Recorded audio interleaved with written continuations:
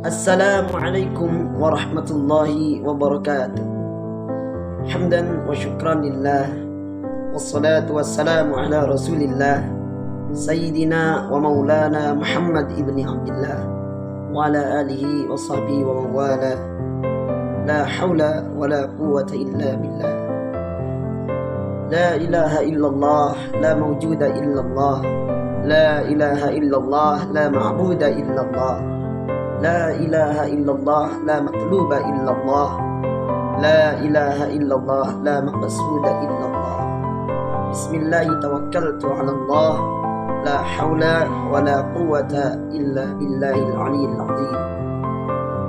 Alhamdulillah, pada kesempatan ini saya mendapatkan kesempatan untuk menyampaikan sebuah materi tentang ittihad dan hulul. Namun sebelum saya menyampaikan materi tentang ittihad dan hulul, terlebih dahulu saya akan memperkenalkan diri saya. Nama saya Husain Kailani dari Prodi Akidah Filsafat Islam.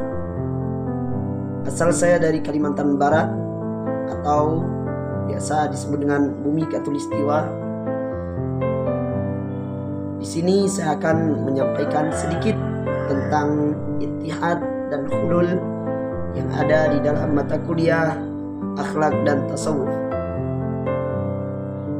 Baiklah, dalam dunia sufisme ada dua istilah, yaitu ittihad dan hulul. Apa itu ittihad dan apa itu hulul?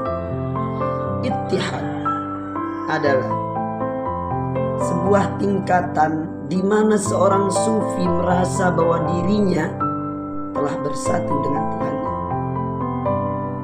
Dalam konteks ittihad, seorang hamba telah memasuki alam fana, telah memasuki fana yang tidak ada kesadaran lagi, sehingga dia berbicara atas nama Tuhan. Dan ini tentu oleh para ulama syariat dianggap melenceng atau bertentangan dengan agama Islam. Kemudian hulul. Apa itu hulul? Abu Nasr At-Tusi dalam bukunya yaitu Al-Lumah, beliau pernah mengatakan bahwasanya hulul adalah suatu paham yang mengatakan bahwasanya Tuhan itu memilih tubuh-tubuh manusia yang tertentu untuk ditempati di dalamnya setelah sifat-sifat manusiawinya dilenyapkan. Dan ini tentu juga bertentangan dengan agama Islam menurut para ulama syariat. Kenapa? Karena di dalam akidah Islam kita diwajibkan untuk mengetahui sifat-sifat Allah, yang mana di antara sifat yang wajib untuk diketahui itu adalah qiyamu binafsi. Allah tidak butuh pada tempat. Nah, sehingga pernyataan ini bahwasanya hulul adalah suatu paham yang mengatakan bahwasanya Allah itu memilih tubuh-tubuh manusia tertentu untuk ditempati. Nah, ini sangat bertentangan sekali dengan qiyamu binafsi. Bahkan Al-Hallaj pernah mengatakan bahwasanya Tuhan Allah itu memiliki sifat kemanusiaan atau nasud.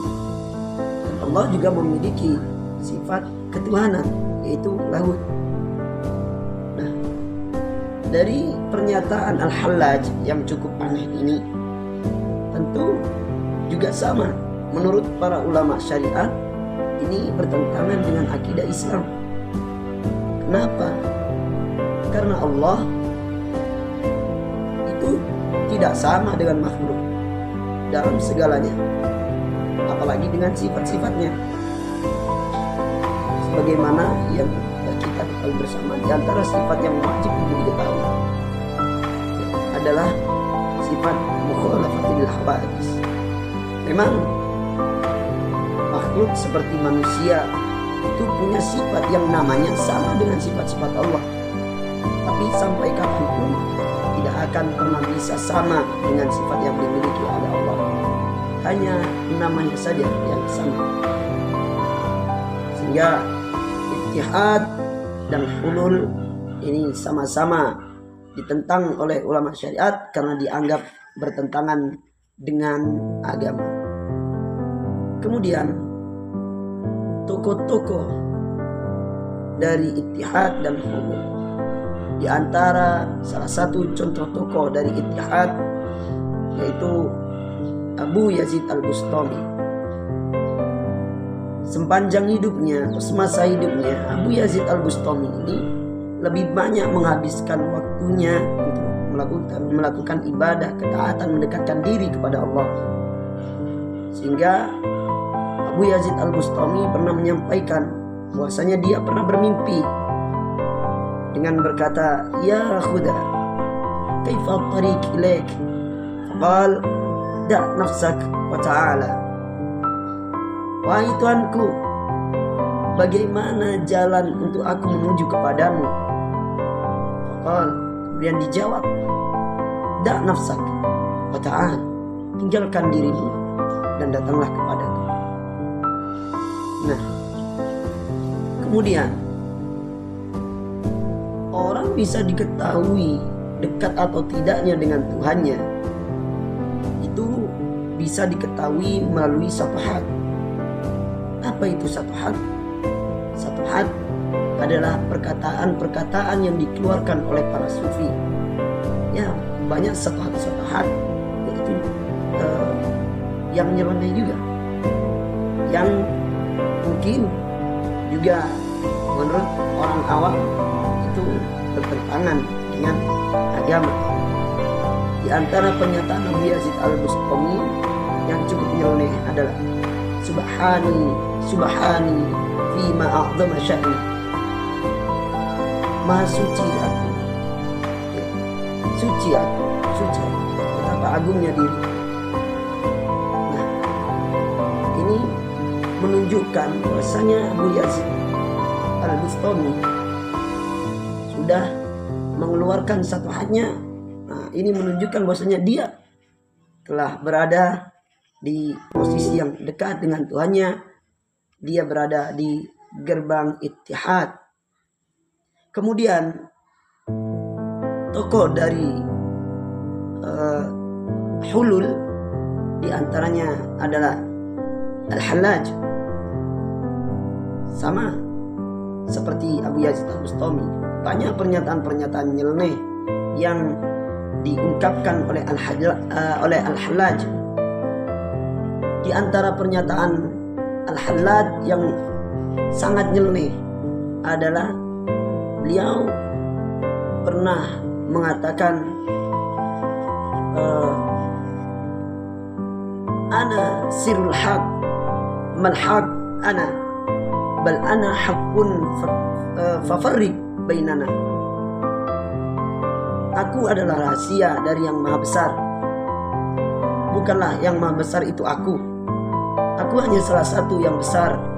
Oleh karena itu, bedakanlah antara kami. Nah, kemudian dari pernyataan yang nyeleneh dari Al-Hallaj, ya, "Ana sirruha." Ya, dia mengatakan, bukanlah aku yang hak. Nah, dari pernyataan nyeleneh Al-Hallaj, kemudian karena ini dinilai bertentangan dengan agama, maka kemudian pernyataan Al-Hallaj ini membawa Al-Hallaj menuju pada hukuman mati. Mungkin kesimpulan dari materi yang saya sampaikan bahwasanya ittihad dan hulul hampir sama, yaitu kedekatan antara seorang hamba atau yang biasa kita kenal dengan sebutan sufi, dekat dengan Tuhannya, sehingga tidak bisa kedekatan ini diungkapkan kepada orang awam karena akan menimbulkan kesalahpahaman ya, terhadap sufi itu sendiri. Sehingga ketika ada orang yang sudah ittihad ataupun hulul, maka tidak perlu disampaikan kepada orang awam, cukup itu disimpan sendiri. Mungkin hanya itu yang saya sampaikan, kurang lebihnya mohon maaf. Wassalamualaikum warahmatullahi wabarakatuh.